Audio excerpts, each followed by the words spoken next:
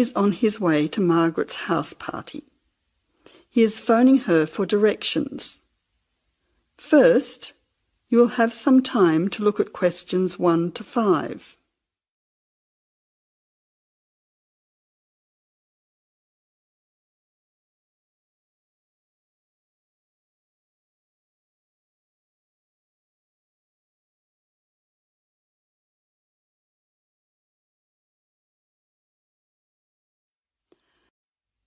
Now listen carefully and answer questions 1 to 5. Jack has got lost on his way to Margaret's party. He is phoning her for directions.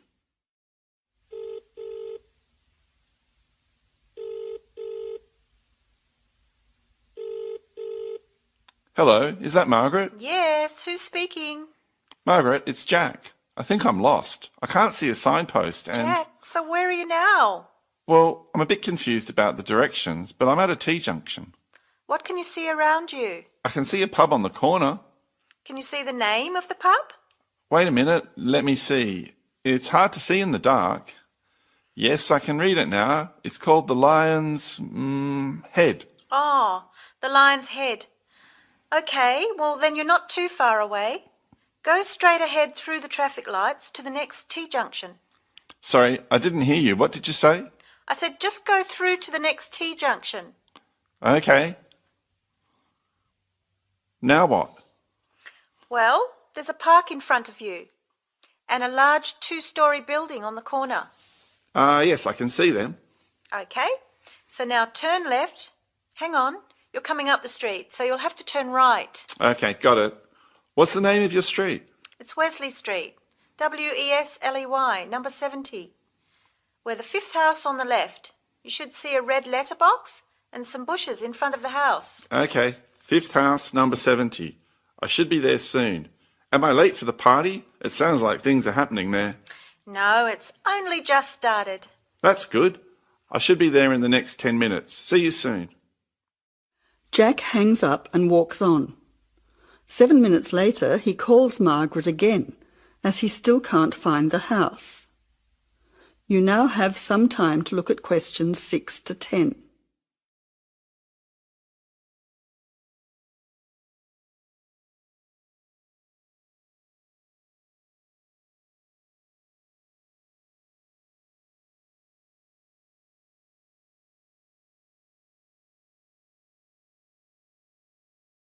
As you listen, answer questions 6 to 10.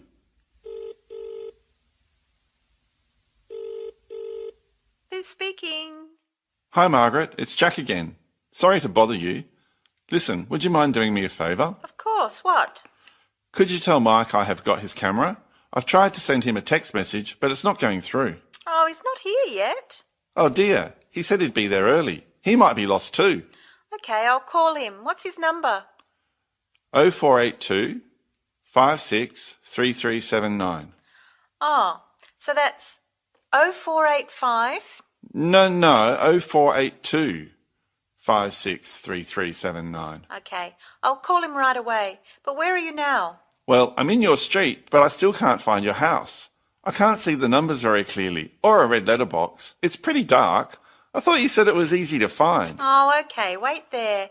I'll come outside and get you. All right then, and don't worry about calling Mike. I'll try to call him now. Hang on, there's someone coming down the street. It looks like Mike. Oh, and I can see the letterbox now. It was hidden behind a bush. See you soon.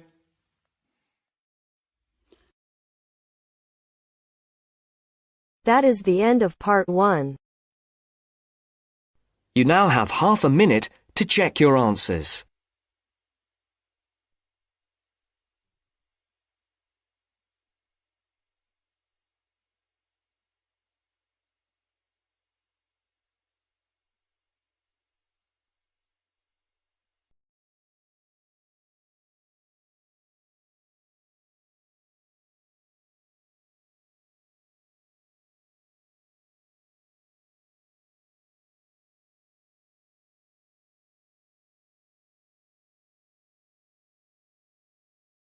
Now turn to Section 2. Section 2. You are going to hear an interviewer who is interviewing Alan. He made a great discovery of Mungo National Park. First, look at questions 11 to 15.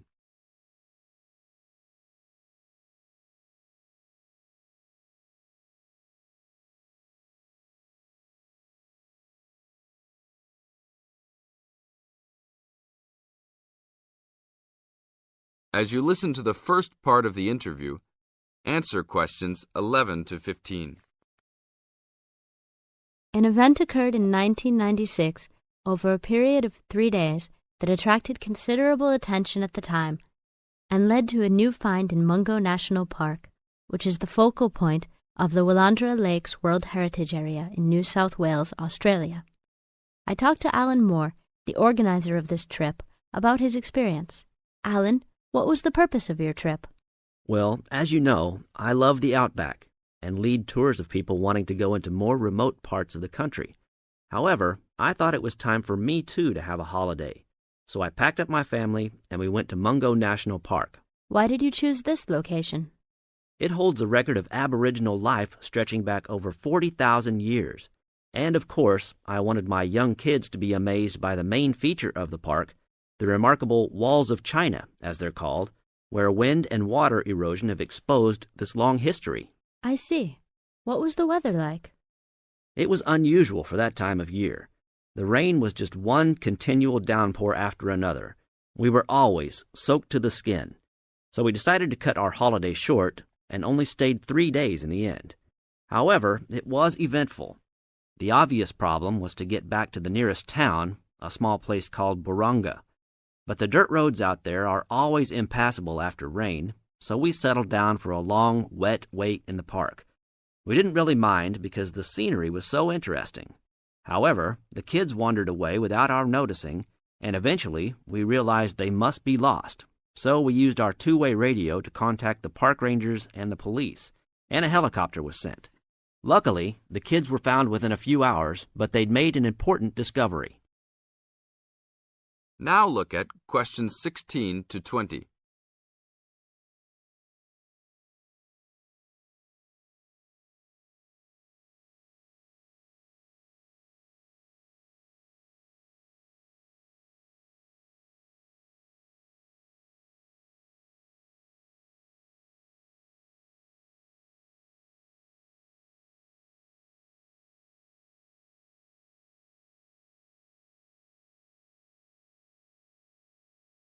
As the talk continues, answer questions 16 to 20. So, the trip was also eventful for another reason, wasn't it? Yes. They led us to some ancient Aboriginal art. The kids had taken shelter in a very small, low cave that was difficult to see from the outside. We were lucky to have another family camping in our location. When they heard us calling the kids, they immediately helped us search for them, and as the hours went by, they also provided us with much-needed support and encouragement. We really appreciated their help, and as we were already soaked through after looking for the kids for a couple of hours, they even made sure we had enough dry clothes to wear. The park ranger managed to get through to us to lead the search, and when the helicopter pilot notified us by two-way radio that he'd seen the children but was unable to land nearby, we were able to eventually find them very excited about what was in their little cave. And what did you think of their cave? Well, after squeezing in, I must say I was impressed, and managed to take a few photos of it before we left. There were many faint markings and dots on the wall. It was difficult to tell what they represented because they were so small, but people from the museum who have since visited there said the markings were similar to some other findings in the area, and later confirmed they were very old. Although it's now a protected site, the children like to call it their cave, and are allowed to visit it when a ranger can go with them. Thank you, Alan. If you go to Mungo National Park, you can see the entrance to the cave and some of Alan's photos at the ranger's station. Alan continues to lead tour groups in the outback, and if you want further information... This is the end of Section 2. Now you have half a minute to check your answers.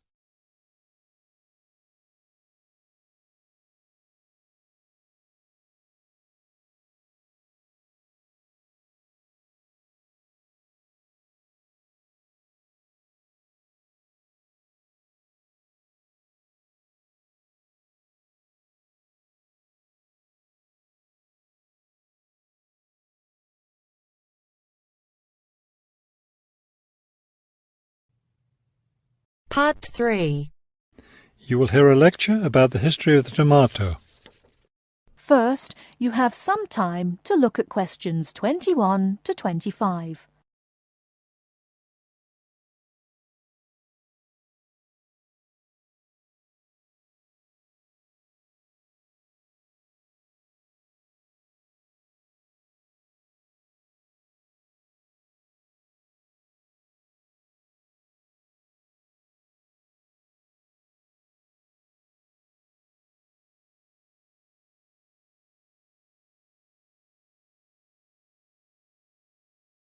Now, listen carefully and answer questions 21 to 25.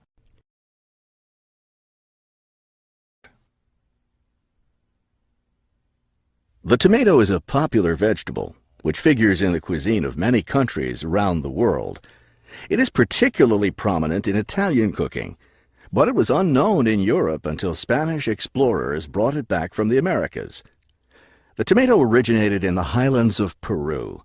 From there, it eventually found its way to Mexico, where it was cultivated by the Aztecs. The Aztec tomato wasn't the large red vegetable we know today. Rather, it was small and yellow. When this small round fruit arrived in Italy, it was named golden apple for its bright yellow color. You'll notice I just called it a fruit. That's because a tomato is botanically a fruit, even though most everyone calls it a vegetable. The actual word tomato comes from the Aztec name for the vegetable, meaning plump thing. The tomato arrived in Europe in the 1500s and quickly became a popular food in Spain and Italy. In the late 1600s, the Italians began publishing recipes that used tomatoes. The British, however, had a different attitude toward the vegetable. It was grown as an ornamental plant in Britain in the 1600s, but it wasn't eaten because it was thought to be poisonous. It wasn't until the 1700s that tomatoes became part of the daily diet in Britain.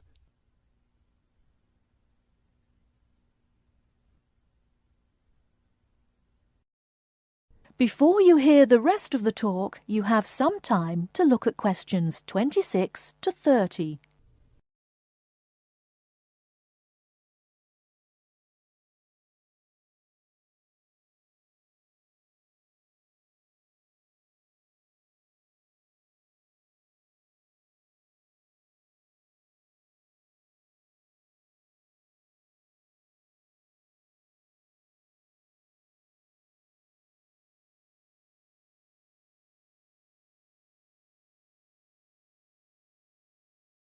Now listen and answer questions 26 to 30.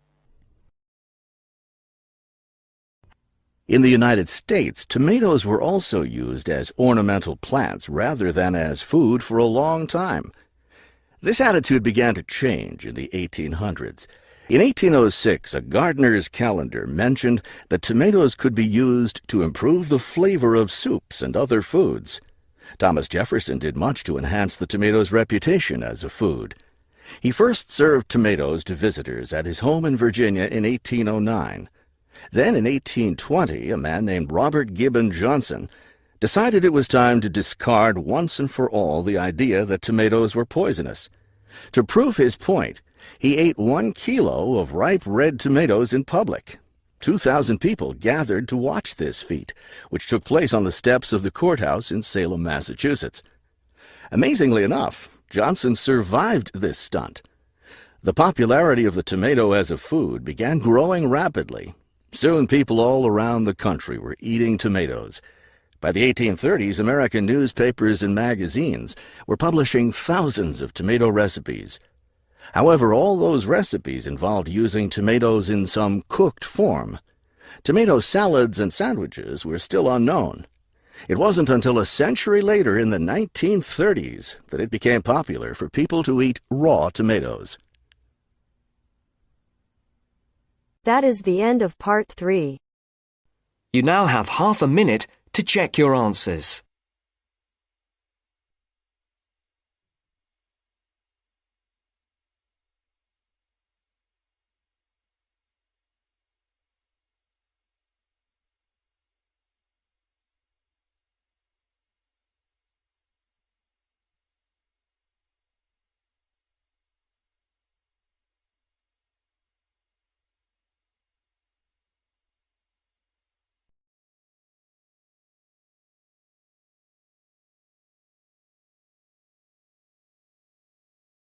Now turns to Part 4.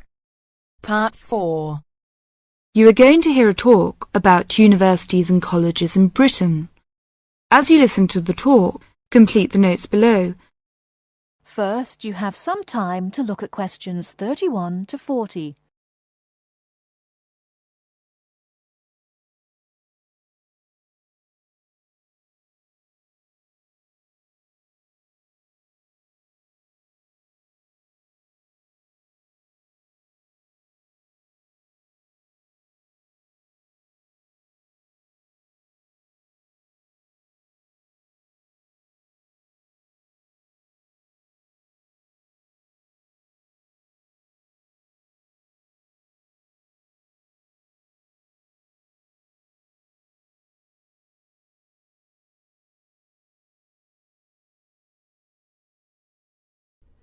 Now listen carefully and answer questions 31 to 40. Every year, thousands of young people want to study in Great Britain. They come from a range of backgrounds and have varying expectations of what their study in the country will be like and how to apply to the university. Today, I'd like to talk on universities and colleges in Britain. There are 45 universities, 30 polytechnics, and about 1,000 major technical, commercial, education, and art colleges in the UK. In 1973 to 1974, there were over 251,200 full-time students in universities, of whom almost 10% were from overseas. A total of nearly 276,350 students attending full-time courses in establishments of further education, and about 130,270 in colleges of education. University first degree courses in arts and sciences are normally of 3 or 4 years duration, and, with very few exceptions, students are not admitted for any shorter period of study. The academic year normally extends from October to June and is divided into 3 terms. Information about courses and entrance requirements should be obtained by writing direct to the university at least 12 months before the proposed date of admission.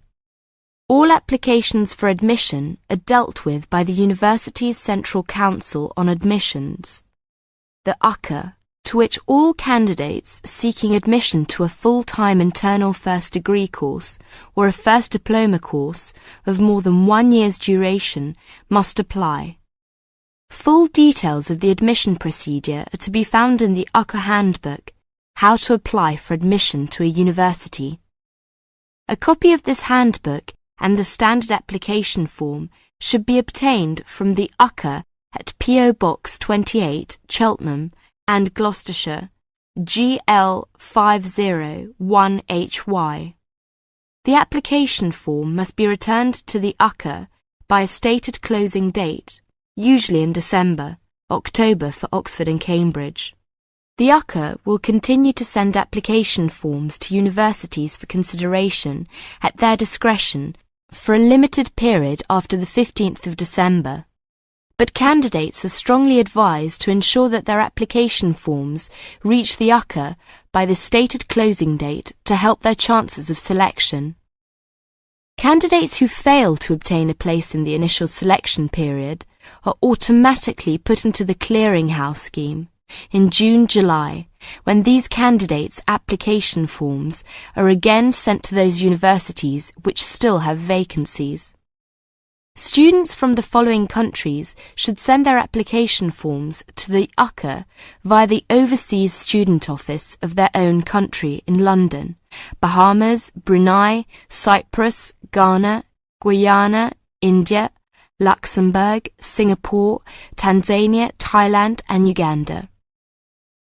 Graduates of a university in Britain or overseas who wish to take another first degree course should approach the university concerned to require whether it wishes them to apply direct or through the central UCA scheme. Now, let's turn to transfer. It is very rare for a student who has begun a first degree course at one university in Britain to transfer to another British university with a view to completing it there, and there is no provision for the automatic granting of credit for university studies already undertaken. Students who have already completed some university-level study should make inquiries directly with the individual university. To be considered for admission, a candidate must show that his earlier education has qualified him to enter the course and that he speaks, writes and understands English sufficiently well. The usual minimum qualifications for entry to a first degree course in a university are good passes in the General Certificate of Education, the British School Leaving Examination, either 3 passes at ordinary level and 2 advanced level, or 1 at ordinary level and 3 at advanced level. A certificate which gives admission to a university in the candidate's own country will be taken into consideration for admission to a British university, but a university may still require passes in some subjects of the GCE, or an equivalent examination. It should be noted that possession of the minimum entrance requirements does not guarantee admission. Selection is competitive, and each application is judged on its merits. The British Council offices overseas and the Schools Council, 160 Great Portland Street, London W1N 6LL, are prepared to offer advice on the acceptability of specific overseas qualifications in place of the British General Certificate of Education. A copy of the original certificate and, where appropriate, an approved translation should accompany all inquiries. That is the end of part 4. You now have half a minute to check your answers.